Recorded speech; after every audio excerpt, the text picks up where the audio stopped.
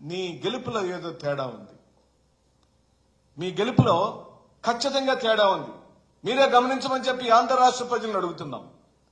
ప్రజాస్వామ్యబద్ధంగా చంద్రబాబు నాయుడు గారు ఈ కూటమి ప్రభుత్వం గెలిచుంటే 156 మంది తెలుగుదేశం ఎమ్మెల్యేలు, 21 మంది జనసేన ఎమ్మెల్యేలు, 8 మంది బీజేపీ ఎమ్మెల్యేలు, ఒక్క 11 మందే వైఎస్ఆర్ కాంగ్రెస్ పార్టీ గెలిస్తే ఇంత వికృతమైన దాడి మీరు ఈ ప్రజాస్వామ్య దేశంలో ఎందుకు చేయవలసి వస్తుంది, ఎందుకు చేస్తున్నారు అని అంటే మీరు రాజ్యాంగపరంగా గెలవలేదు, కేవలం టెక్నికల్ గా ఈవీఎంలను అడ్డం పెట్టుకుని గెలిచినట్టుగా ప్రజలు అనుకుంటున్నారు. ప్రజలు మాట్లాడుకుంటున్నారు. మేము వేసిన ఓట్లన్నీ ఎక్కడికి వెళ్ళి నేను చెప్పి అడుగుతున్నారు. 56% కూటమి ప్రభుత్వానికి మ్యాండేట్ ఈ రోజున ప్రజలు ఇచ్చారా, ఈవీఎం ఇచ్చిందా అని ఈ రాజ్యాంగ దినోత్సవ రోజున మిమ్మల్ని ప్రశ్నిస్తున్నాం. ఓకే, మీకు నిజంగానే 56% ప్రజల యొక్క మద్దతు ఉన్నప్పుడు శుభం తెలియని పిల్లలు ఎక్కడో సోషల్ మీడియాలో పోస్ట్ పెడితే వాళ్ళ కుటుంబాల జోలు ఎందుకు వెళ్తున్నారండి?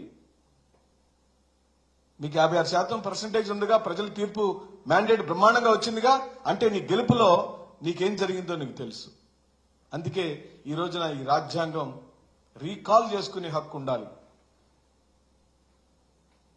ప్రజల యొక్క తీర్పుని రీకాల్ చేసే హక్కు ఉన్నప్పుడే చంద్రబాబు నాయుడు గారు లాంటి వాళ్ళకి భయం ఉంటుందని సందర్భంగా నేను మనవి చేస్తూ, ఒక్క ప్రజలు తాగిందండి మీ భయం? ఐఏఎస్ల మీద ఐపీఎస్ల మీద కేసులు బనాయిస్తారా? సర్వీసులో ఎక్కడ కూడా ఒక్క తప్పు కూడా చేయని ఐఏఎస్లు ఐపీఎస్లను కేసులు పాలు చేసి భయభ్రాంతులు చేసిన చరిత్ర మీదని సందర్భంగా మనవి చేస్తూ, వైఎస్ఆర్ కాంగ్రెస్ పార్టీకి సంబంధించిన ఉద్యోగులను హింస పెడతారా? ట్రాన్స్ఫర్లు చేసి భయపెడతారా? ఇదేనా రాజ్యాంగం అంటే? ఇన్ని అకృత్యాలు చేస్తూ ఒక ఐఏఎస్ని, ఒక ఐపీఎస్ని, ఓ ప్రభుత్వ ఉద్యోగిని పార్టీల పేరుతో హింస పెట్టే మీకు రాజ్యాంగ దినోత్సవాన్ని జరుపుకునే హక్కు ఎక్కడుందని చెప్పి అడుగుతున్నాం. ఓ రాష్ట్ర స్థాయి నుంచి చిట్ట చివరి గ్రామాల్లో, మారుమూల ప్రాంతాల్లో కూడా మీ యొక్క రెడ్ బుక్ రాజ్యాంగం. మరి ఎందుకంటే ప్రతిపక్షం ఈ రాష్ట్రంలో ఉండకూడదని మీ కుట్ర, ప్రశ్నించేవాడే ఉండకూడదని మీ కుట్ర, ప్రశ్నించేవాడిని ఏదో ఒక విధంగా భయపెట్టి ఆపేయాలని మీ కుట్రగా మేము అభివర్ణిస్తూ, ముఖ్యంగా మీ దాడి సోషల్ మీడియా మీద జరుగుతుంది, సోషల్ మీడియా యాక్టివిస్టుల మీద జరుగుతుంది, సజ్జల భార్గవని టార్గెట్ చేసి జరుగుతుంది. ఎందుకండి మీరు పెట్టలేదండి పోస్టులు?